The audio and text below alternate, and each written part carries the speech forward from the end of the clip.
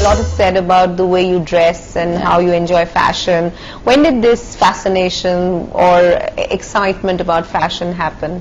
Well, my mom's been a fashion designer and now she's a jewelry designer, and instead of growing up with movies around me, though my dad was, I grew up with fashion. I grew up watching models coming and changing clothes, and karigars and stuff like that who used to come to my house all the time, and I used to go to Ensemble a lot because my mom used to be. Then I went to Glitterati and all of these places. So I've always had a fascination with fashion and with anything aesthetic. I'm aesthetically inclined towards beautiful. I like beautiful things and clothes. I'm a girl.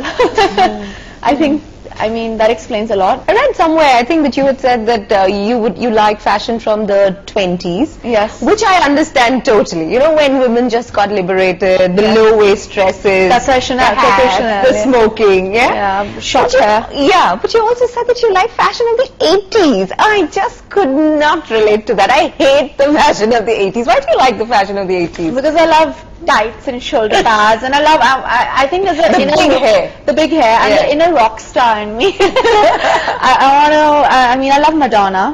I like Jean-Paul Gaultier. The conical bra she wore on stage. And I love her fashion a lot. I love Balmain.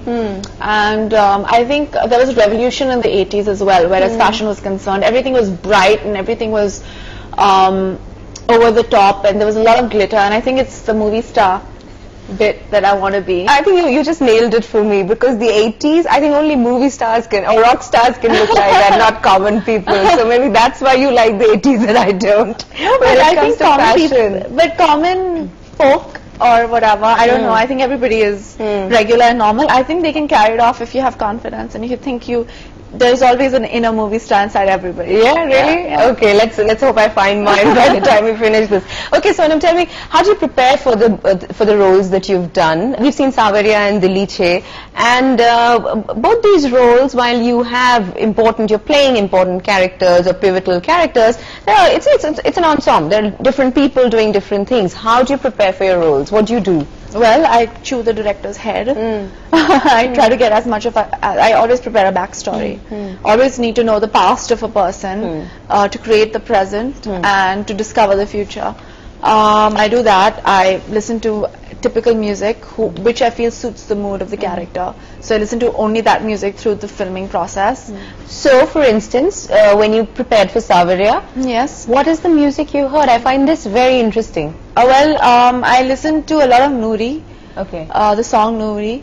I listened to a lot of there's a song called Jaane Kya Tune Kahi from Pyasa. There's a little, I mean, I think Sakina had a tehrav and a longing for something that she wanted, and this weight. And I think Noori and Jaane Kya Tune Kahi had that tehrav, those two songs, and I kind of listened to that music. And what about Diliche? It's funny, but I listened to music from Shri 420. So it's interesting that while people were grooving to Masakali, to prepare for the role, you were actually listening to Shri 420. Yeah. What about I Hate Love Stories? For I Hate Love Stories, I listened to DDLJ over and over again, and all the romantic. I saw French Kiss a lot of times just to get the tone that Meg Ryan had in that film, and I also kind of listened to a lot of very filmy music. So I heard Dilwale Dulhania's music a lot. Aisha, Lady Gaga. Really? Yeah. Wow, you know, I don't think any actors ever told me this, that they prepare for a role by getting into the kind of, by preparing a sort of soundtrack for the character. Life has a soundtrack. Movies have soundtracks. I think I always have like a soundtrack playing whenever there's any situation in my life happening. What's playing now? I don't know. Exorcist.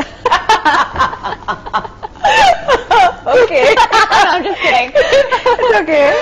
That's fine. Whatever floats your boat, Sonam, I'm okay.